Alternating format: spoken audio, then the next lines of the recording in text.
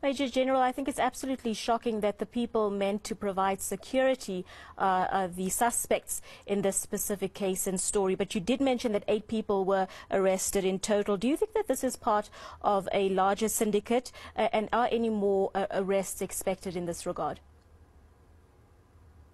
In this specific incident, no. I think, like I indicated, we've closed the whole value chain down, and I think we've closed this gap.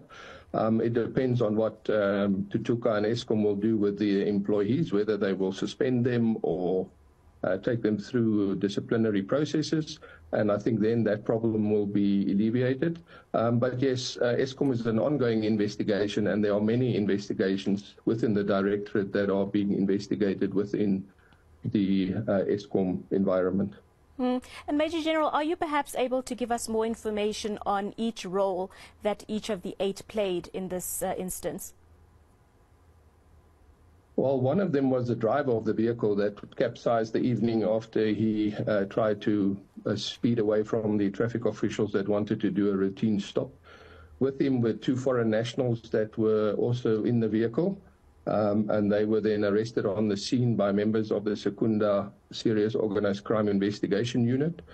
They conducted investigation, which led them to a farm where the Eskom cables were offloaded by trucks that were arranged by the principal inspector and her brother and her brother-in-law, as well as the shift supervisor. So they arranged all the paperwork, and then the vehicle or the truck then was diverted to the farm where the cable was offloaded, it was stripped, it was processed, and it was then going to be sold.